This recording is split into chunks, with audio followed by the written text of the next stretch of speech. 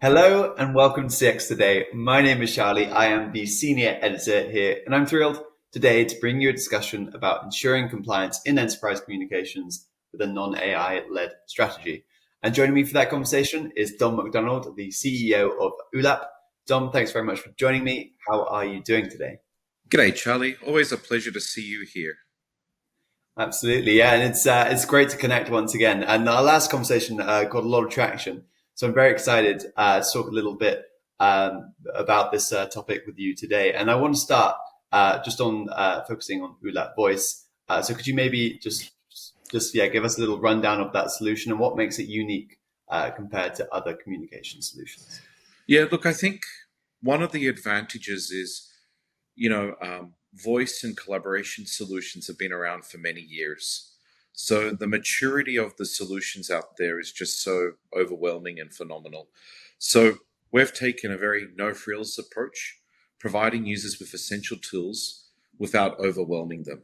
So what we're doing is really keeping it to basics, but what's underlying those basics really gives the ability to provide customization and tailor the solution to what their business needs are. So that could be very complex, highly regulated connectivity that is shared across a user base with our other solutions, where we say, hey, it's a simplified no frills approach, even though we have those complexities.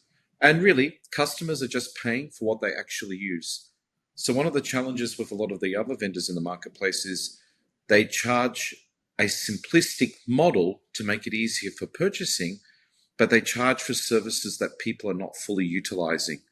So the difference with our approach is you'll pay for what you utilize, not pay to have a package which includes features which you may not never ever use or necessarily use in the right fashion as it was designed. Yeah, yeah, absolutely. That's a big problem within this industry. Almost there's the kind of layer cake pricing models, and you kind of leverage a feature here and there, and all of a sudden you have this huge bill arrive at the end of the month, and the CFO is saying, "How much money are we paying for this communication solution?" So yeah, it's a really great point, and we've seen across the industry too, especially the AI has really accentuated that, and a lot of communication providers are heavily focused on it. Yet ULAP Voice emphasizes simplicity and control. Why did ULAP choose this approach, kind of instead of jumping on the AI bandwagon like others? Yeah, look, I think first things first, one thing I've always shared is that we're not anti AI. So, being a member of the International Telecommunications Union, we very much subscribe for AI for good.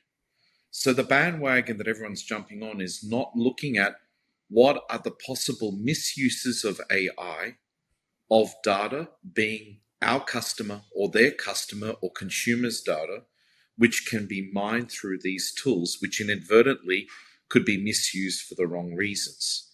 So we feel that it was more appropriate, to look at the value of control over the communication solutions, free of unnecessary complexities. The other thing too, there's a whole host of regulation, which I've shared in previous call with yourself, that it is coming, right? And it's all starting with the Data Privacy Act. So we're going, why do you need to have a phone call, as an example, having artificial intelligence injected over it for the purpose of business communications? If you're calling for a Friday afternoon pizza in the office, or calling a recruitment call or something of that nature, the other party may not be comfortable knowing that there's an AI applied without their consent necessarily, which goes against the spirit of data privacy laws. So I think they're just some of the examples, but it's about how do businesses focus on their core operation? And that's what we really want to help businesses focus on. Yeah, yeah, absolutely. I do think it is interesting to reflect on some of those upcoming regulations that you just alluded to, then how that might influence the adoption of AI solutions like ULAP Voice in the enterprise communication. So I don't know if you could share maybe a couple more examples. Yeah, look, I think one thing is we can refer to the EU AI Act, which has been enforced since, August 2024. That's just probably the classical use case that people are now going to, because it's a very new one. There are others that are coming in. But I want to talk about this one because how these solutions are used in developed countries is not the same regulatory regime in emerging markets. So to give you one classic example, you know, in North America, you can use your service in any location as long as the E91 is correctly configured, right? Whereas in other jurisdictions, that fixed line number can only be used in the physical location of where that service is delivered. So by the sheer nature of someone jumping on an aeroplane to a different location and making a phone call, they're inadvertently breaking the regulatory rules of that jurisdiction. So there are ways to handle this. And with those complexities, you need to look at how that goes in. So yes, there's data privacy laws, and then there's regulatory regime, which needs to be taken into consideration.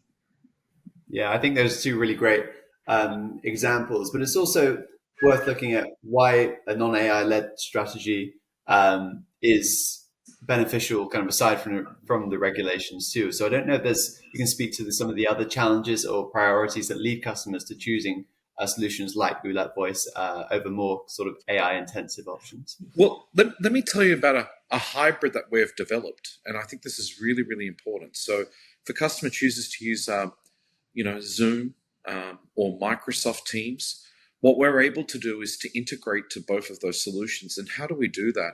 So our large customers, they choose for the high enterprise users, hey, use a UC platform with all of the bells and whistles and all of the AI. But the warehouse, the manufacturing plant in China, the security guard, they don't need any of those features.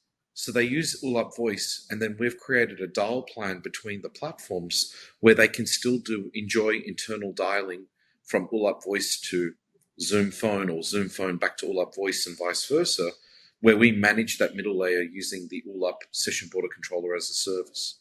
So that's one of our distinct advantages. We're saying customers have choice.